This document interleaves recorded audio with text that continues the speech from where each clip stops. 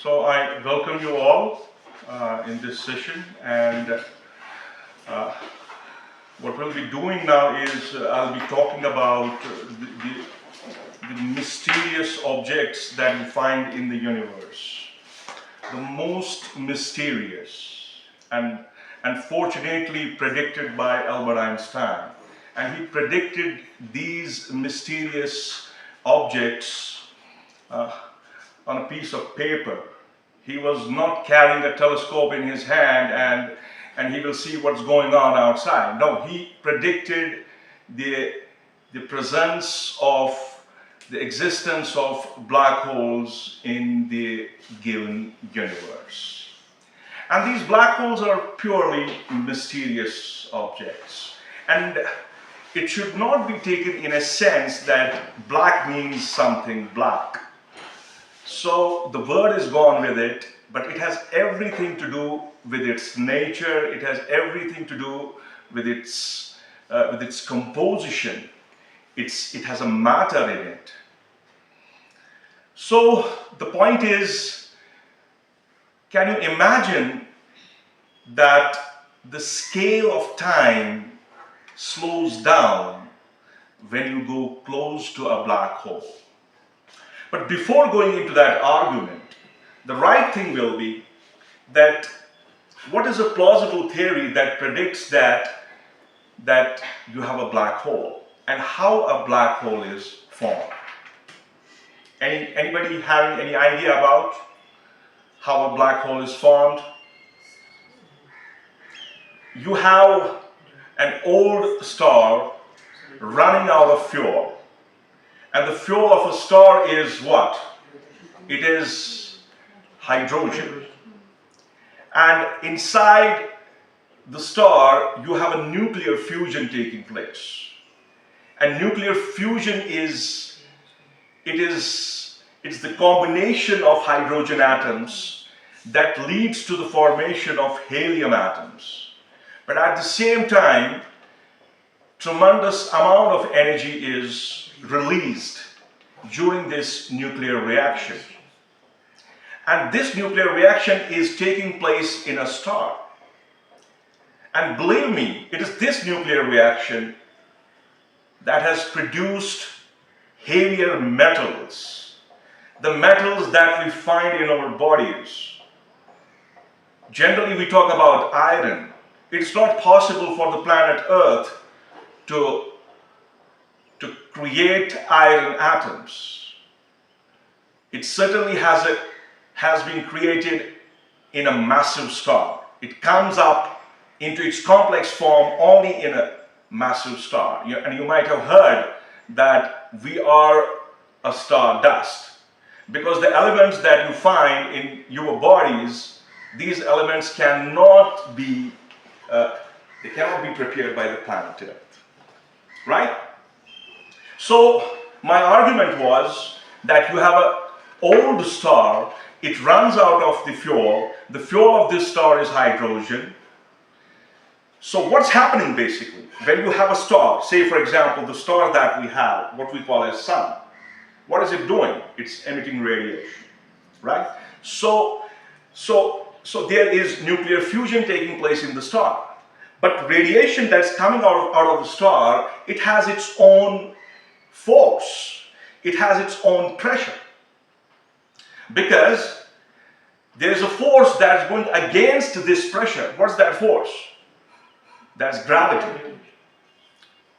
So gravity is trying to contract the star, but there is a nuclear reaction taking place inside the star, and it's producing the radiations. Radiations are causing the radiation pressure.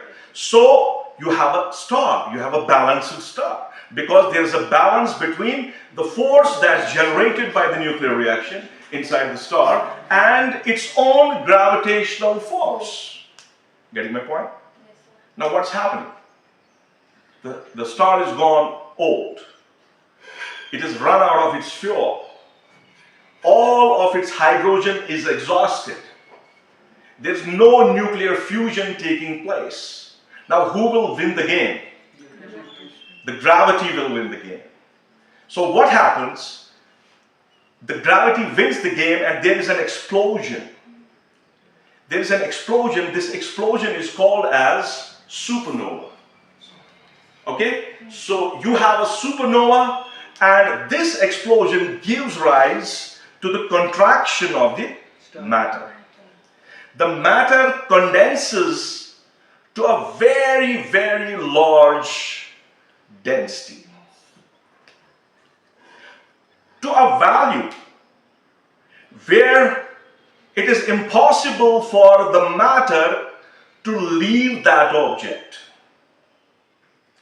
Even light cannot escape from this object. And this object is predicted as a black hole. And our visible universe is filled with black holes. But at the same time, I would like to tell you that there are many types of black holes about whom we have no knowledge how these black holes are formed. And the example is the Sagittarius one, which is at the center of the galaxy, Milky Way. It is 400 million times bigger than that of our sun. You understand million? 10 lakh, it's 20 lakh times matter than that of the sun that is taking care of us. Clear?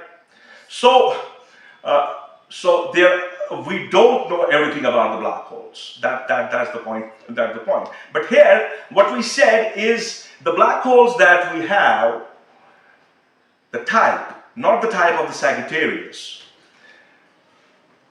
The explanation to them is a dying star. Okay, so you have a star, it undergoes a supernova, and there's a contraction of the matter, and it leads to something infinitely dense, so dense that even the light cannot escape from this black hole. Now, what does it mean? Does it mean that the information that this black hole was carrying, is it lost? Is it all that we cannot predict anything about? And the answer to this comes from Stephen Hawking, about whom you know, the man who got Nobel Prize. No, I'm not sure whether he got Nobel Prize or not, but he came up with an argument that black holes can also lose the information and they can eventually lose all of the energies they have and they finally die into the system, right? So this is something that I'm interested to talk about, and why these black holes are very interesting for us is because the physics surrounding these black holes is not clear. Because once you have a black hole, the laws of physics, they saturate when you move towards the singularity. And singularity is something that is infinite, and infinities are bad guys in our mathematical equations. They don't allow us to solve the problems, right? So here the black hole is also offering us something that is not compatible with our equations. So a good physicist always tries to tackle those infinities. So if you are able to tackle the infinities, you can understand your system to a greater degree. Now, what I'm trying to tell you now is that let's go with the basics of these black holes again. So what's a black hole? A black hole is a region in space where gravity is so strong that nothing, not even light, can escape. They are formed when massive stars collapse, what I said as supernova, under their own gravity. And I told you how the gravity wins. The gravity wins because the nuclear fusion is gone, right? So once the nuclear fusion is gone, you have a collapse. So you have the birth of this black hole. So when a star is much more massive than our sun, so it doesn't mean, the point is that you have a limit of that. What about our sun? Will it turn into a black hole? No, it will not. It will turn into a white dwarf. based on the calculations, right? So there is a famous calculation given by an Indian scientist. What was his name? It was Chandrasekhar, who came up with an argument. He came up with a mathematical limit that if the mass of the star is this much, it will turn into a black hole. If the mass of the star is this much, then it will not turn into. So there are theories available which gives us the limit of transformation of a star either into a black hole or into a white dwarf or the neutron stars that are present in the universe. Here also, Yes. so यहाँ पे फिर से black hole के जब main concept में पढ़ते हैं ना कि ब्लैक होल कैसे क्रिएट हो जाता है तो स्टार के मामले में ये वेरी क्लियर है which means कि ब्लैक होल के खुद के परस्पर वहाँ पे फॉलो ही नहीं हो रहे। What I don't understand. You just described it. Black hole Yes. इसके बारे में हुआ क्योंकि इसके जो न्यूक्लियर फिशन एनर्जी वो खत्म हो गई। Yeah. ग्रेविटी को कोलैप्स हो गया। Yeah. वैसे बस ब्लैक होल। Exactly. स्टार को कंसीडर करें, स्टार की एनर्जी ऐसे ही खत्म हो जाएगी। Yeah, exactly. Yeah.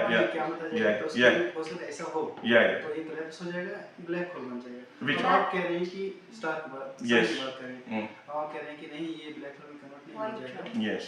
Something It will turn into white. हम कहते हैं कि यहाँ पे फिर ब्लैक होल खुद का प्रिंसिपल फॉलो नहीं हो रहा। Yeah, but no, you're right. You're wrong, basically. Because again, I'm telling you about the limit. This sun is not carrying that much mass that it will convert into the black hole. So the point is that. So the mass, you calculate the mass in the laboratory. The mass that you calculate for this sun is not. It's not that much as much as required for a black hole to be formed. So that's why we are saying that the sun that we have, it will not turn into a black hole, but it will turn into a white dwarf. Is this clear? We have lost the electricity, but we can continue. So what we are saying is that you have that limit. That limit decides whether a star, because our sun is also a star. It's a star. Okay, whether a star will convert into a black hole or not. Okay, so for that you have a mathematical limit, the limit of the mass that this black hole is carrying. Right? Now, yes. So is it possible to capture a black hole? To Capture a black hole. we have captured a photograph of a black hole, and it captures everything that's surrounding it. We cannot. We capture it in terms of the telescopes. Okay, do you know what was the name of that black hole? It was James Webb. No, the point is it was photographed. Yes. What was the name? It was M87. It's a black hole out in the sky. It was completely photographed by the astronomers, by the cosmologists. They photographed it, and it followed all the laws of physics to believe that the thing, that the darkness that you see surrounded by the light is a black hole, right? Now the question arises, come on, yes. Sir हमें एक teacher ने 12th class में बोला था sir same ऐसा ही कि मतलब capture नहीं है कि मतलब फोटोग्राफ नहीं है उसकी बस हमने इमेज नहीं कि वो ड्रा किया है खुद No, that's not the point. We have simulated the images of the black hole. No, it is, but the information has come from the same region. It's not something that an artist has gone into. No, it's not something artistic. No, it's purely scientific in nature. The photograph that it was shown on media in those times, it's a reality now that we have photographed. We have photographed the darkness, that darkness is a black hole surrounded by the light. Now, another important thing is that what we call, what I said about suppose now we have a black hole, it has infinite density, it has a very, very strong gravitational field, and the gravitational field is so strong that even the light is made of particles, whom we call photons, it will not be able to escape this massive object. So does that mean that anything comes in front of a black hole, is it swallowed by the black hole? Now what should be the answer to this question? The answer is no, because the swallowing of an object is dependent on the distance, how far you are from the black hole. If you are very much close to the black hole, the job is done. But if you are far from the black hole, you will certainly make a roaming around the black hole, as the planets are roaming around the sun. Okay, sun. Okay, you have sun and the planets are roaming around. Why they are roaming around? Because there is some calculated distance that God has given it, and that distance decides whether the body will move around it or it will go very, very close to the object. So Sagittarius A, which is at the center of the Milky Way, it's an example, because the whole of the Milky Way, everything that's in the Milky Way, like stars, suns, planets, okay, they are moving around it. Okay, so they are moving around it. So it's not swapping everything. So, but anything that crosses that limit, where it comes into the zone of that black hole, it's going to perish it. Now, another important argument is the argument of the time. Right? Now, what is time? It's the clicking of a clock. Okay? So you have a time in Newtonian world, time is absolute. Okay? We are talking in this classroom.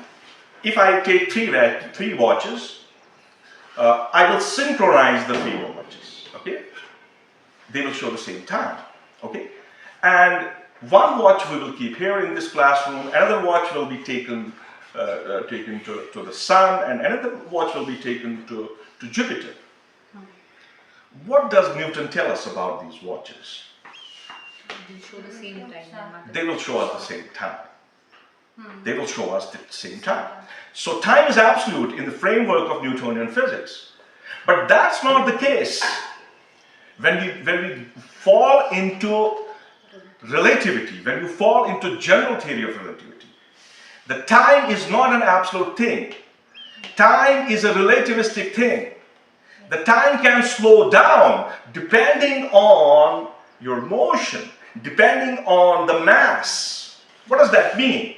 That means if you travel, if you have a clock, you will put it on something that moves with the velocity of light, close to the velocity of light. And you have a watch here on the planet.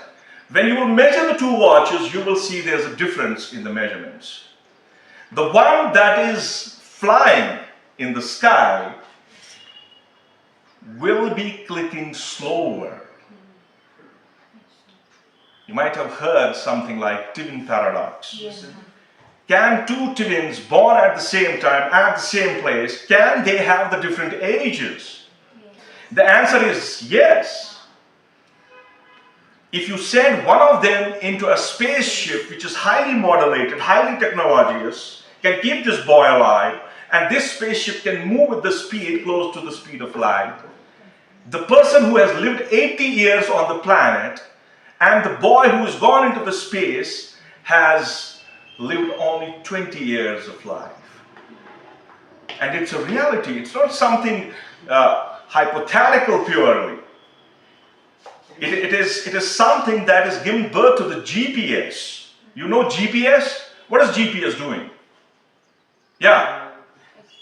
You can be detected exactly where your location is. How is it possible? If I apply the Newtonian equations, can I find you exactly? The answer is, I will find an error of 1 to 2 kilometers. 1 to 2 kilometers of error, you understand? Yes. Now, I'm not sure where you are exactly. But we know the GPS, it works. It gives us an error of maybe a couple of meters. But why is it possible? It's possible because of general theory of relativity. We are putting the equations of general theory of relativity to make these calculations. You have a watch which is farther from the earth, it clicks faster. And the watch that's close to the earth, it clicks slower. So speed is not the only domain in which time can slow down. The mass is another domain. That means if I take a clock, I put it say for the sake of argument, in front of sun. Sun is very massive. It's massive. 1 billion earths will make a sun. You will see the clock that is clicking in front of the sun. It is clicking slower. The life is going very slow in front of the sun. And here, the life is going faster. The synchronized clock is telling me here the time is going faster.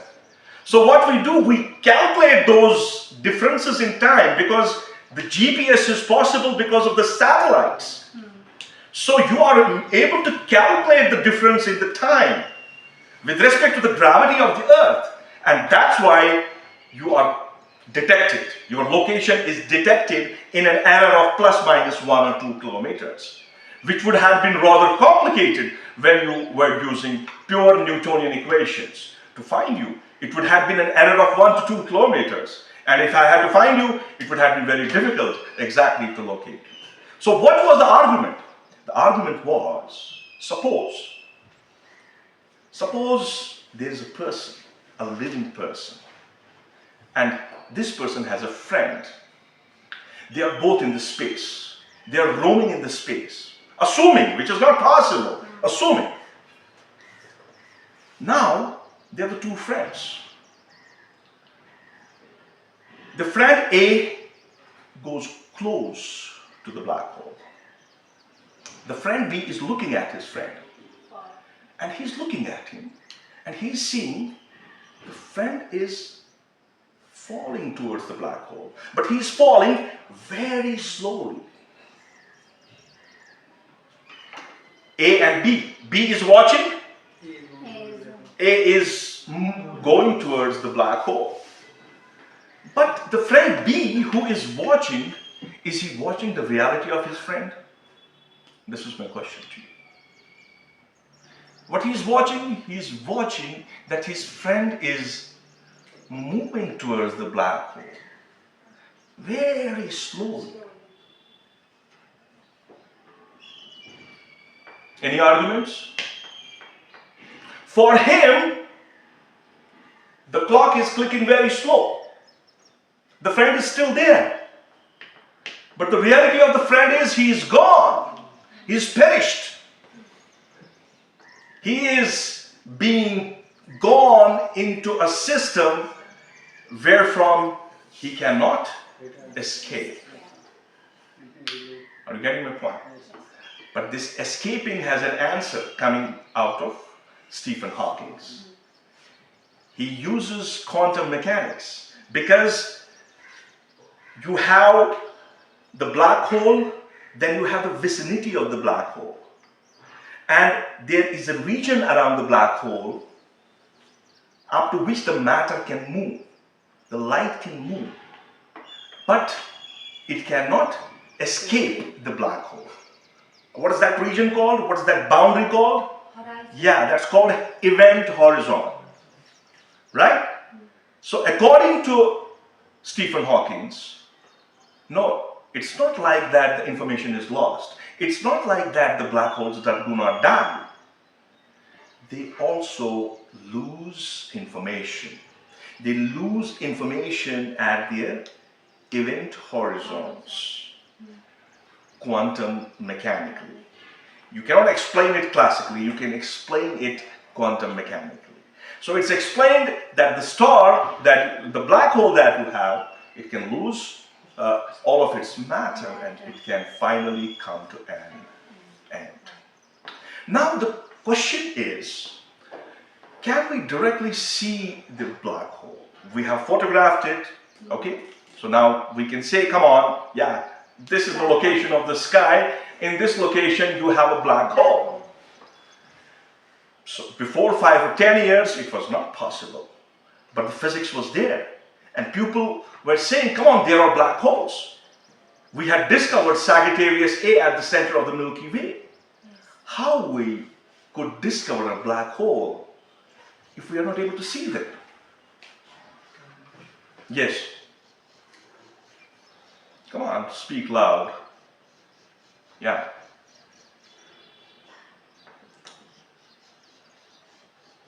Come on. Any argument?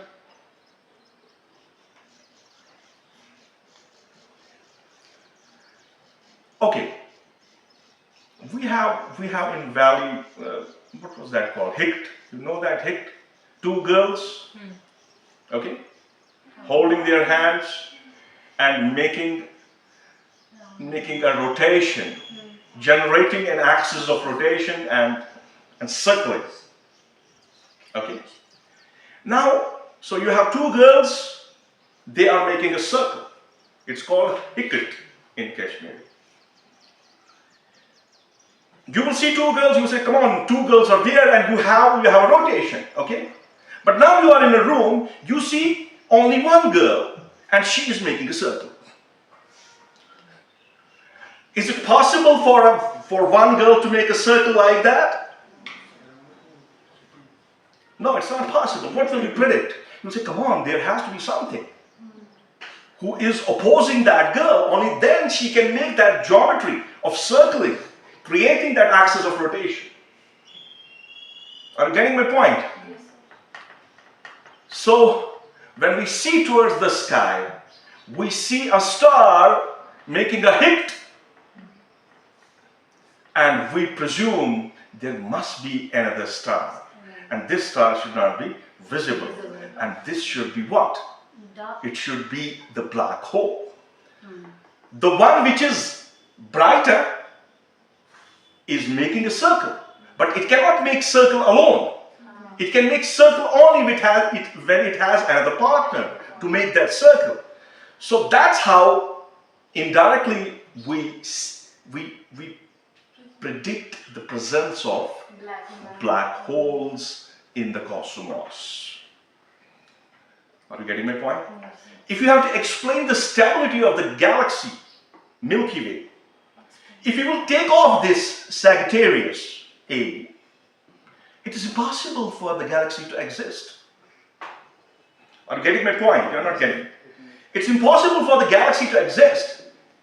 It should not have existed. Now you see a dark space. You presume that it must carry the dark matter.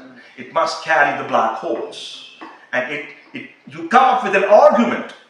You come up with an argument. There is a massive black hole at the center of Milky Way. Only then you can explain the stability of the Milky Way. Are you getting my point? So, there are indirect ways to locate a black hole, and we have photographed this black hole, yet we know very less about these mysterious objects. So if anybody has any questions, you can ask me. I would like to stop it. I lost the light. I had prepared some of the important slides, but unfortunately I could not continue it like that. So let's make it, because it was a lecture on black holes, the board has also turned into a black kind of thing, okay? So we should enjoy that. Anybody, any questions? No questions, so can you do your job? Come on. Come on. Come on. Sweet talk. So that's it. Huh? I wish you all the best. Huh?